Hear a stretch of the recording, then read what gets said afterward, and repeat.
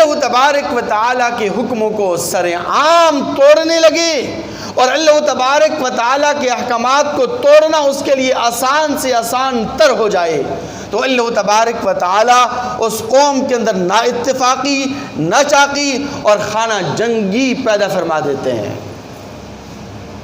وہ قوم نا اتفاقی کے اندر مبتلا ہو جاتی ہے، وہ قوم خانہ جنگی کے اندر مبتلا ہو جاتی ہے۔ نبی کریم صلی اللہ علیہ وسلم نے ایک حدیث مبارکہ کے اندر بڑی پیاری بات ارشاد فرمائی، فرمایا کہ ان الرجل لیحرم الرزق بذنب یصیبہ، کہ بسا اوقات انسان اللہ تبارک و تعالیٰ کے رزق سے، اللہ تبارک و تعالیٰ کی نعمتوں سے اس لیے محروم ہوتا ہے کہ وہ گناہوں کے اندر مبتلا ہوتا ہے۔ گناہوں کی وجہ سے، نافرمانیوں کی وجہ سے اللہ تبارک و تعالیٰ اس سے اس کا رزق چھین لیتے ہیں، اللہ تعالیٰ اس سے نعمتیں چھین لیتے ہیں۔ اور اللہ تبارک و تعالیٰ کا یہ بھی اصول قدرت ہے کہ اللہ تبارک و تعالیٰ جن لوگوں کو نعمتیں عطا فرماتے ہیں تو یہ نعمتیں بھی ان کے لیے آزمائش ہوتی ہیں، اس لیے انہیں چاہیے کہ ان نعمتوں کو اللہ تبارک و تعالیٰ کی راہ کے اندر خرچ کریں۔ مثال کے طور پر کسی کو اللہ تبارک و تعالیٰ نے مال و دولت کی نعمت سے نوازا ہے تو اس مال و دولت کی نعمت سے وہ غرباء کا، فقراء کا، مسکینوں کا، محتاجوں کا خیال رکھیں، ان کی ضرورتیں پوری کریں، ان کے ساتھ باہمی تعاون کریں، ان کی امداد کریں۔ اور اس وقت سب سے زیادہ ضرورت سیلاب کے متاثرین کی مدد کی ہے میرے مسلمان بھائیوں۔ قوم کے سرمایہ دار، قوم کے صاحب ثروت لوگ یہ مت سمجھیں کہ اللہ تبارک و تعالیٰ نے یہ جو دولت انہیں عطا فرمائی ہے یہ دولت ان کے پاس ہمیشہ رہے گی۔ اللہ جب دینا جانتا ہے تو اللہ لینا بھی جانتا ہے، اللہ نوازتا بھی ہے اور اللہ تعالیٰ کے بھی کبھی چھین بھی لیتا ہے۔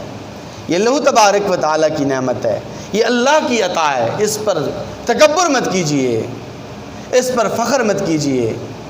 اور اس مال و دولت کو آج بہانے کا وقت ہے، خرچ کرنے کا نہیں، بہانے کا وقت ہے۔ وہ ایک بڑا زبردست قسم کا واقعہ علماء کرام نے بیان فرمایا ہے کہ ایک بہت بڑا تاجر تھا، بزنس مین تھا، اللہ تبارک و تعالیٰ نے اسے مال و دولت کی نعمت سے نوازا تھا۔ اپنی بیوی کے ساتھ کھانا کھا رہا ہے تو اچانک سائل نے آواز لگائی، اجرکم علی اللہ۔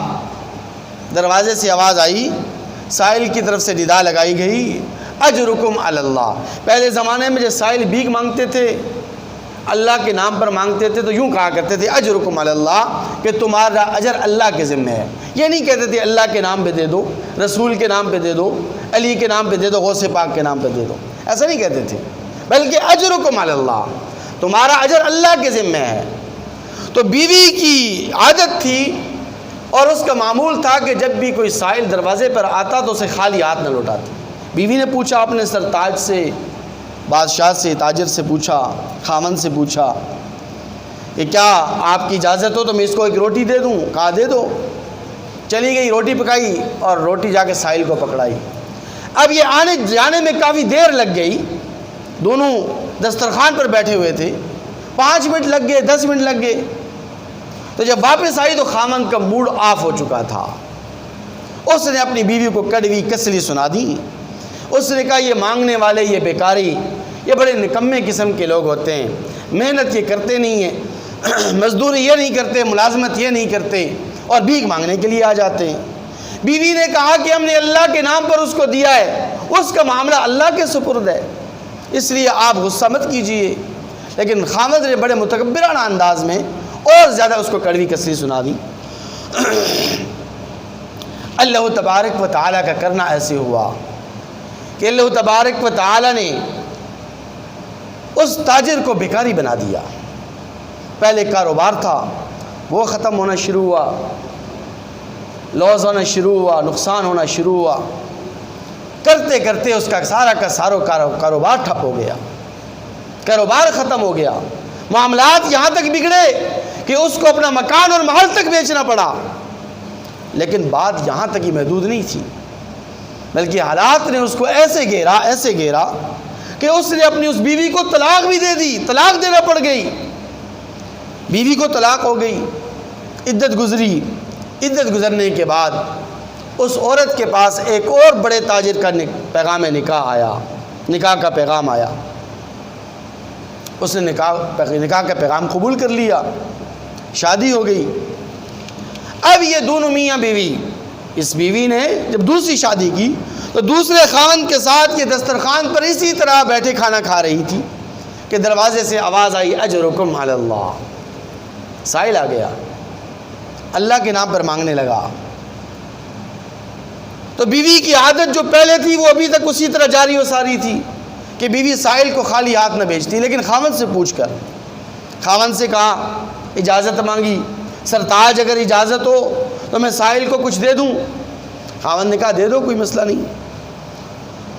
جب بیوی دروازے پر پہنچی، دروازہ کھلا، آنکھیں کھلیں، چہرے پر نظر پڑی تو دیکھا کہ اس کا وہ پہلا خاوند جس نے اس کو طلاق دی تھی سائل بن کر کھڑا ہے۔ بیوی نے چیخ ماری، چلائی، بے ہوش ہو کر غش کھا کر زمین پر گر گئی۔ خاوند اندر سے دوڑتا ہوا آیا، یہ دوسرا خاوند دوڑتا ہوا آیا، دیکھا کہ اس کی بیوی زمین پر غش کھا کر بے ہوش ہو کر گری پڑی ہے۔ بیوی کو اٹھایا، بیوی ہوش میں آئی، پوچھا کیا ماجرا ہے، کیا ہوا تجھے؟ کہنے لگی کہ گھر کے دروازے پر جو سائل کھڑا ہے یہ کوئی اور نہیں، میرا پہلا خاوند ہے۔ خاوند نے دیکھا، اس دوسرے خاوند نے جب سائل کو دیکھا، پہچان لیا، تو اس نے اس سے کہا، اس دوسرے خاوند نے پہلے خاوند سے کہا کہ مجھے پہچانا ہے؟ کہہ رہے میں تو آپ کو نہیں پہچانتا۔ کہ کہا کہ میں وہی سائل ہوں جو ایک مرتبہ تمہارے دروازے پر بھیک مانگنے کے لیے آیا تھا، اور بھیک دینے پر، اللہ کے نام پر دینے پر تو نے اپنی بیوی کو کڑوی کسری سنائی تھی۔ اللہ تبارک و تعالی نے مجھے نوازا، ترقی دی، اللہ تبارک و تعالی نے مجھے مال و دولت کی نعمت سے نوازا، آج میں اس گھر کا بھی مالک بن چکا ہوں اور تمہاری بیوی کا بھی مالک اللہ نے مجھے بنا دیا ہے۔